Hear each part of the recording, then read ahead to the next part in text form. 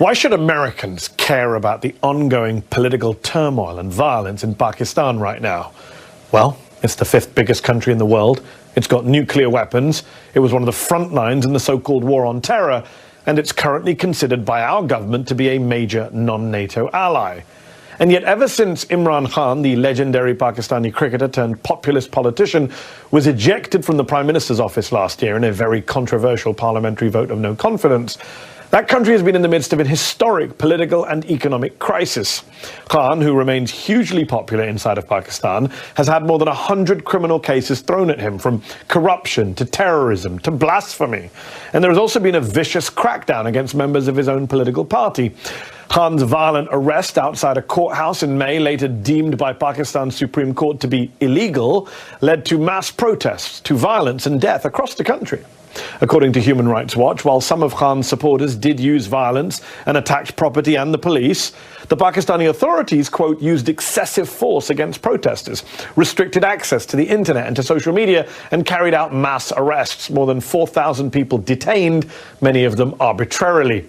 But what was so stunning about those protests is that they weren't just anti-government. They even challenged the dominance of the once revered, almost untouchable Pakistani army. See, that country of more than 250 million people, which has long aspired to be a functioning democracy, has been ruled, directly or indirectly, by the military for most of its 75 years of independence. Currently, the Pakistani military has banned any mention of Imran Khan's name on air. Prominent journalists have just disappeared. Even Pakistani-American fashion designer Khatija Shah has been detained for taking part in the protests. And Khan himself, who survived an assassination attempt last November, is worried for his own life. The former prime minister, who is accused of cozying up to Vladimir Putin and Xi Jinping, hasn't had much support, though, from Western capitals, and he himself accused the Biden administration of being behind a coup against him, an allegation that the State Department has denied and that Khan has since backed away from. So, what should America be doing here, and what does the future hold for Pakistan and for Imran Khan? Earlier, I spoke to the former Prime Minister of Pakistan and chairman of the political party, the PTI.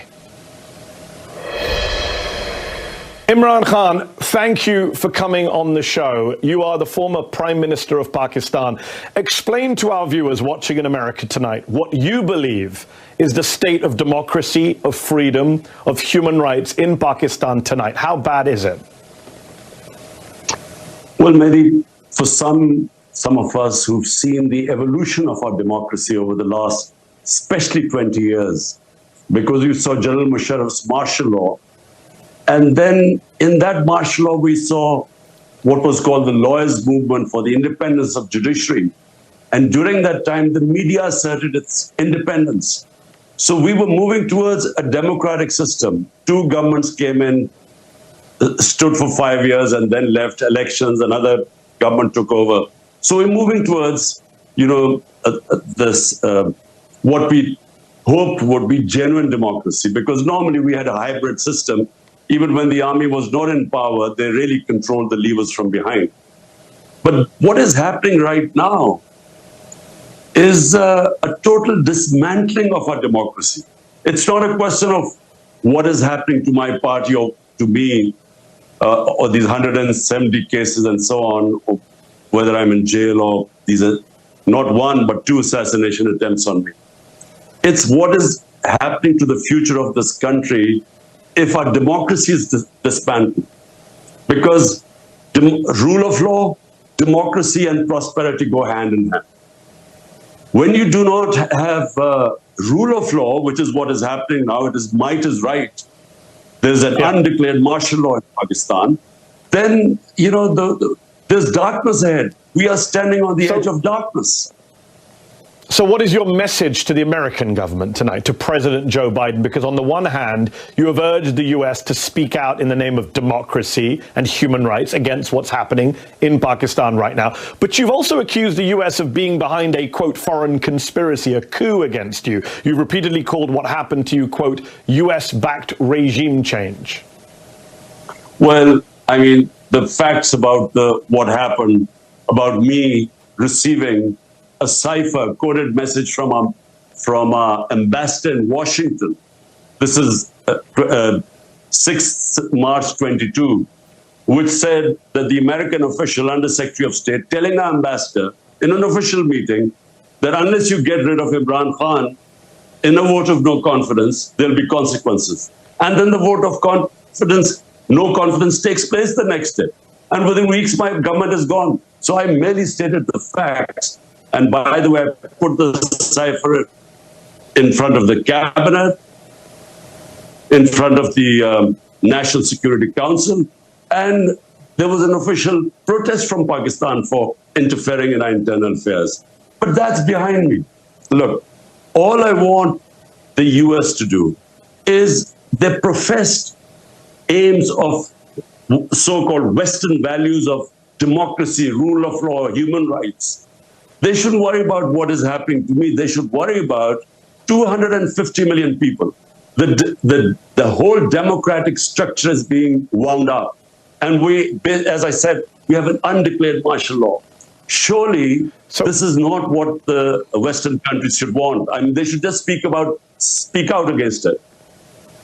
So obviously the Biden administration denies being involved in your ejection from power. The current Pakistani government is clearly afraid of you, hence the mass arrests, the talk of banning your party, the more than 150 legal cases against you. They've said you're a bigger threat to the country than Indian Prime Minister Narendra Modi, rather ridiculously. Do you believe that if elections are held on time in October of this year, that your besieged party can still win and that you can still be Prime Minister again? Surely that's a pipe dream now. Look, since I've been ousted, out of the 37 by-elections held, 30 have been swept by my party, despite the total support of the establishment to these 12-party coalition. So clearly they are scared.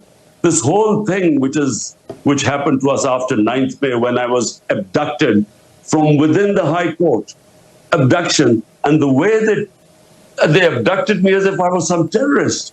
So the reaction to that was used as a way of just clamping down, crack down on my party. We equated to what Hitler did after the 1933 burning of the German parliament. He cracked down on the communists and wiped them out. This is what's happening now. How could a few cases of arson be made a reason for 10,000 of our workers in jail? And every day people are being put in. My entire leadership is in jail. The only way the leadership can come out of jail if they renounce being part of my party. So it's never happened in this country before. Women have never been put in jail.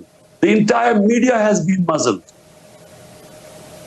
I mean, the military, which is the real power in Pakistan, is obviously out to get you. It was Army Rangers who arrested you outside the courthouse, not police. It's military officials who have reportedly told Pakistani journalists not to mention your name on air. Yet your critics would say that you came to power in 2018, everyone knows this, in alliance with that same military, that you for years had close relations with top generals going all the way back to Hamid Gul, the former head of the Pakistani ISI. So the critics would say it's ironic to see you now criticizing the same army and intelligence chiefs who you were once fine with and who helped put you in power in the first place.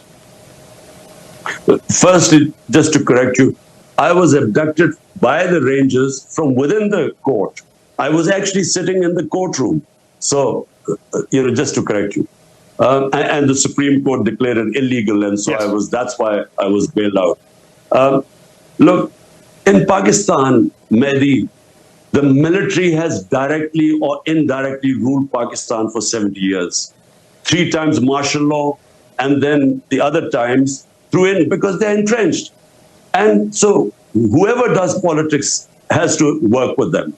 Now, when I came to power in 2018, it wasn't because the military engineered to get me into power. They didn't oppose me. Big difference. In 2013, before that, they actually helped Nawaz Sharif get into power, and we proved in the rigged elections. In 2018, we asked everyone to open the elections because we came through proper, free and fair elections. In fact, we felt we lost some seats. But the thing is, I worked with the military. I mean, military means the army chief. So I worked pretty well with him. The main problem was, you see, my whole thing is rule of law. I started my movement for justice 27 years ago, wanting to bring the powerful mafias, the political mafias, under the law. This is where the problem became. He didn't think corruption was that big a thing. He wasn't interested in. And if he had the veto power. So that's where I failed. Although we succeeded economically, we did brilliantly dealing with the pandemic, but I failed in the rule of law, and I think that's where the problems became. Up next, what about the criticisms of Imran Khan's own time in office? Don't go away. Before the break, I was speaking with former Prime Minister of Pakistan, Imran Khan. We discussed the state of democracy in his country and his message to the American government. But what about the criticisms he's faced from his own time in office? Here's the rest of my interview with him. You have been praised in your handling of the pandemic, and it's interesting to hear you saying you failed in terms of the military. But while there are many Pakistanis who still support you, you're hugely popular, a lot of Pakistanis say, hold on, when you were in government, you were fine with the military. You say none of this stuff has happened before, but you locked up opposition leaders, you locked up journalists, you cracked down on the press, and now you're getting upset that the same is being done to you. Look, the term false equivalence, you cannot compare what was going on in my time to this. In fact, General Musharraf's martial law was more liberal than what is happening right now. I mean, in our time, you can just name me which channel did we close? I mean, which journalists left the country? 4 of our top journalists have left the country. A fifth one wrote a letter to the Supreme Court Chief Justice that his life was in danger. He escaped. He was killed in Kenya. Our best journalist right now, Arshad Sharif, and best Imran Riaz, he's disappeared for 40 days. Yes. I mean, he's the, But Chairman Khan, you cannot compare what is... I'm not going to dispute. I'm not going to dispute what's happening now. I'm very critical of what this government's done. It's not about equivalence, though. It's about that on your watch, you did a lot of these things. Maybe not as badly as the current government, but Reporters Without Borders, for example, they called you a press freedom predator in 2021. They criticized you at the time for threatening, abducting and torturing journalists. That happened on your watch. Hamid Mir, a very famous Pakistani journalist, he wrote just last month for The Guardian that when you were in office, he wasn't allowed on air, even though you had once called him a favorite anchor. So the problem is that a lot of this stuff did happen on your watch. You were not a champion of the free press. So people say, hold on, now you're saying it's bad when it happens against you. Firstly, Mehdi, the only time that I found out about a journalist being picked up and disappeared was a guy called Matiullah Jan. The next day I got him back. The problems we had were we were at the tail end of the war on terror. And the establishment was very worried about any criticism about it. So they were responsible for a few guys who were picked up, but this was nothing compared to what's going on. The only thing what we tried to do was there was fake news on social media, and that was, causing havoc because they would be slandering people and so on. That's the only thing we tried. But when there was opposition from the media, we didn't even bring those laws in. But again, I mean, there is no comparison what is happening right now. My name cannot be mentioned on media. Hold